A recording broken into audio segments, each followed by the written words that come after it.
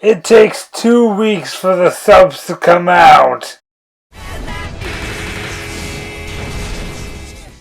What's up YouTube, LucasTV719 here with the second half on my review on Outer Code Episode 4. As I suspected, now that we have the subs added on, there's actually a whole new layer of light we can shed on this episode.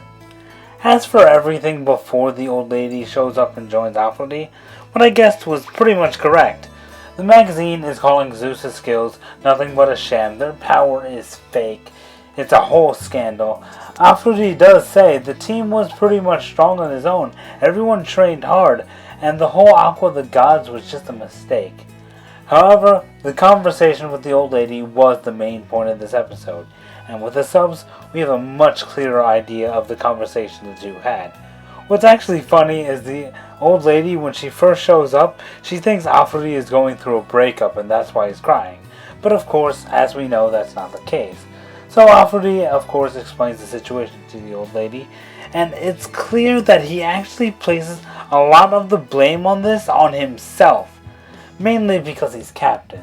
While I get that as captain you feel like you should be taking most of the blame, but remember, the entire team as a whole chose to use the Aqua of the Gods.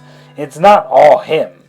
And the old lady also explains how it's only human to make mistakes, and Aphrodite actually basically says he wants to start over with the team and do things right this time around.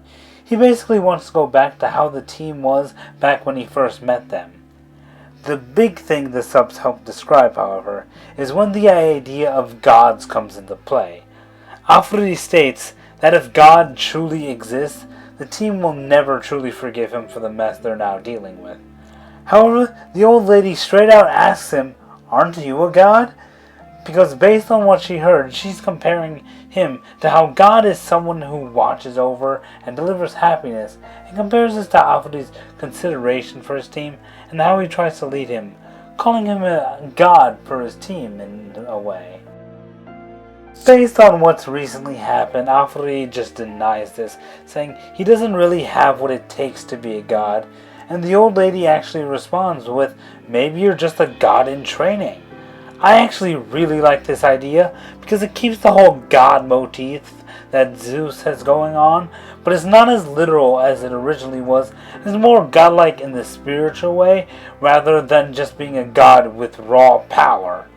I remember when this first came out, the main idea I saw being thrown around was Aphrodite as a future god, since I'm pretty sure the word Mirai, Japanese for future, was said somewhere there, but I feel the idea of a god in training, it just sounds better and feels like a better translation.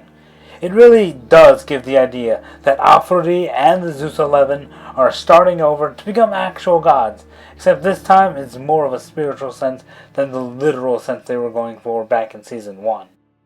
As for the end of the episode with Kira Hiroto, his idea of the God Striker seems to be more than just his nickname, as when he shoots, he is claiming to have reached divinity and outright says, quote, "I am God."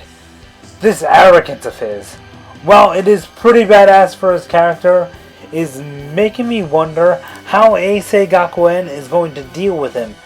He already had a rocky relationship with the team, since he's pretty much a delinquent who was forced to join this team of friends just so they could get a sponsor. I really want to see the parallel between Aphrodite, the god in training, who by the time Hades takes place is probably going to be a full god in spirit, and Kira Hiroto, the guy who outright thinks he's God. While Kira Hiroto is supposed to be a force on his team to be reckoned with, how well he'll end up working with his team is something we just gotta wait and see.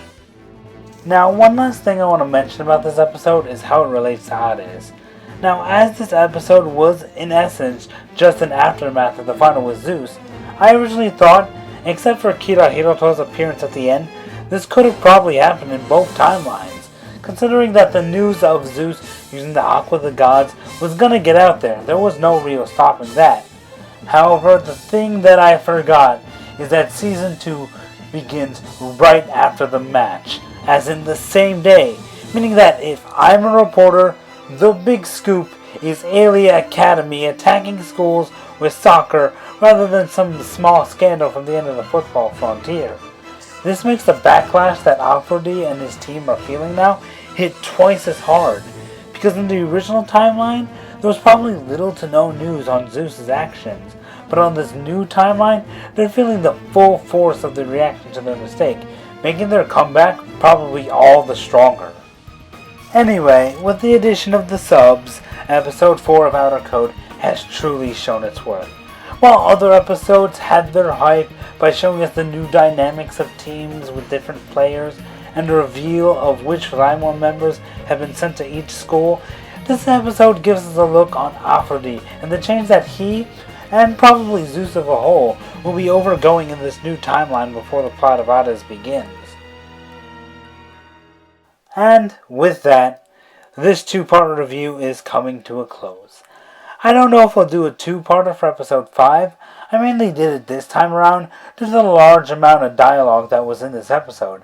However, if you liked it and prefer this two-part style, first my full reaction with no subs, and then later with subs, let me know in the comment section down below, and I might do it from now on future Outer Code episodes. Now, if you like this video, consider giving it a thumbs up and give me your opinions on this episode now that we have subs in the comments below. And if you want to stay tuned to more Inazuma content as Hades approaches day by day, consider clicking that subscribe button. Until next time, I'm LucasTV719. I'll see you all later.